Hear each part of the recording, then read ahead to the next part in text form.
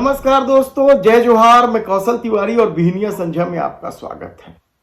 वादा तो ये था कि डबल इंजन की सरकार आते ही छत्तीसगढ़ में विकास तेजी से हो। मोदी की तमाम गारंटियां झटके में पूरी होगी, लेकिन सरकार बने साल बीत रहे हैं। मोदी की गारंटी को लागू करने की बात तो दूर, सरकार धोखा देने में उतर आई है।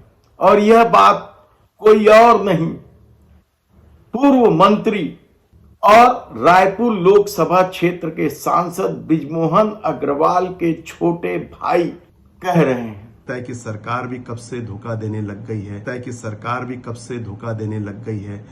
यानी आप कल्पना कर सकते हैं कि जो लोग सत्ता की मलाई खाते रहें, यदि वे लोग भी यदि इस सरकार से नाखुश हैं, धोखेबाज बता रहे हैं, तो आप कल्पना कर सकते हैं कि आम लोगों के लिए यह सरकार किस तरीके का खेल नहीं खेल रही होगी।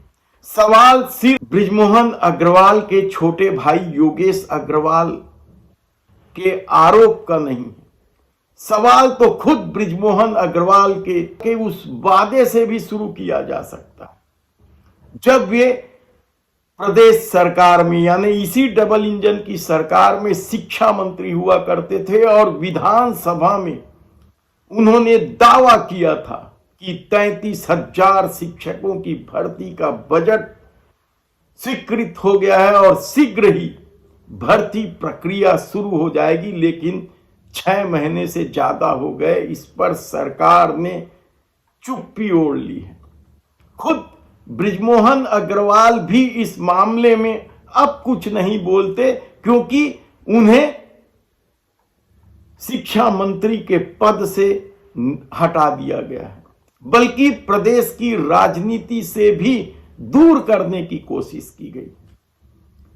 लेकिन धोखेबाजी की घटना सिर्फ शिक्षा कर्मियों की भर्ती तक सीमित नहीं है। कई क्षेत्र हैं जहां सरकार का खेल हैरान कर देने वाला है, चौंकाने वाला है।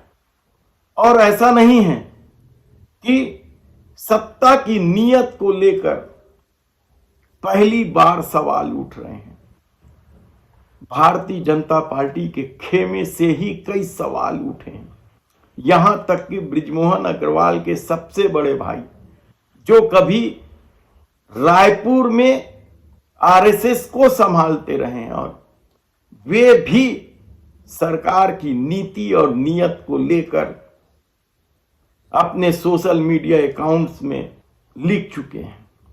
तब अब योगेश अग्रवाल ने किस तरीके से डबल इंजन की सरकार और उनके मुखिया पर सीधे सीधे प्रहार किया है, पहले वह पूरी बात सुन लीजिए। पिछले दिनों राज्य सरकार से हमारी बैठक हुई थी, जिसमें माननीय मुख्यमंत्री जी, स्वास्थ्य मंत्री जी, खाद्य मंत्री जी थे, और उसमें यह तय किया गया था कि राइस मिलर के जितने भी मुद्दे हैं वो कैबिनेट में पास कर दिए जाएंगे। जैसे कि हमारा जो कांग्रेस शासन में 120 रुपया कस्टम मिलिंग का हुआ था और भाजपा शासन ने उससे 60 रुपया कर दिया था। फिर हमारी 80 रुपये पे सहमति बनी। साथ साथ जो एक्चुअल ट्रांसपोर्टिंग का हमें भाड़ा मिलना चाहिए था, उस पर हमारी सहमति बनी कि जितने किलोमीटर पे आप धान उठाएंगे, चावल ले जाएंगे, उतना भाड़ा आपको मिलेगा। उस पर भी हमारी सहमति बन गई थी। और जो हमारा पुराना भुगतान है 22-23 का, वो भुगतान भी हमें मिल जाएगा, इस पर भी सहमति बनी थी। साथ साथ हमारा जो पेनल्टी क्लॉजेस है उसमें भी सुधार करने की हमारी सहमति बनी थी।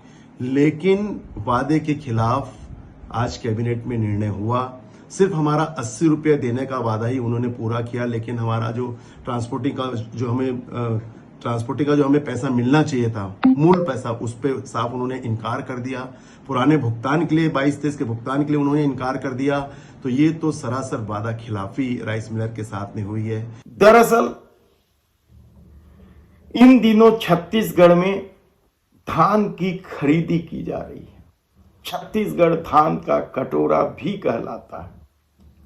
3100 रुपए प्रति क्विंटल के हिसाब से जो खरीदी की जा रही है, उसकी अव्यवस्था को लेकर कांग्रेस ने सभी जिला मुख्यालयों में धरना तक दे दिया है, लेकिन व्यवस्था सुधरने का नाम नहीं ले रही है। किसान परेशान है, समिति भी परेशान है कि किस तरीके से मंडियों में धान जाम हो रहा है। और धान जाम इसलिए हो रहा है क्योंकि राइस मिलर सत्ता से नाखुश हैं। उन्होंने एक एक मंत्रियों के दरवाजे जा जाकर अपनी तकलीफें बयान की। योगेश अग्रवाल का दावा है कि मुख्यमंत्री विष्णुदेव साय ने भी भरोसा दिलाया था कि उनकी मांगे मान ली जाएगी, लेकिन कल जब कैबिनेट की बैठक हुई और किसानों की समस्याओं को लेकर प्रस्ताव रखा गया तो केवल कस्टम मिलिंग की दर तय करने वाला मामला ही सुलझा। भूपेश सरकार कस्टम मिलिंग के एवज में 120 रुपए देती थी, लेकिन घपले, घोटाले, वसूली, लेवी वसूली, कई तरह के आरोप लगे और सरकार ने 120 रुपए को घटाकर अब 80 रुपए कर दिया। इससे राइस मिलर संतुष्ट भी है, लेकिन उनका पुराना बकाया और परिवहन भाड़ा को लेकर जो बड़ी मांग है उसे लेकर भी तो शायद सरकार ने आश्वासन दिया था, लेकिन वह भी पूरा नहीं हुआ। इसलिए योगेश अग्रवाल ने सीधे सीधे कहा है कि सरकार धोखा दे रही है, वादा खिलाफी कर। लेकिन हमारा जो ट्रांसपोर्टिंग का जो हमें पैसा मिलना चाहिए था, मूल पैसा, उस पे साफ उन्होंने इनकार कर दिया। पुराने भुगतान के लिए 22-23 के भुगतान के लिए उन्होंने इनकार कर दिया।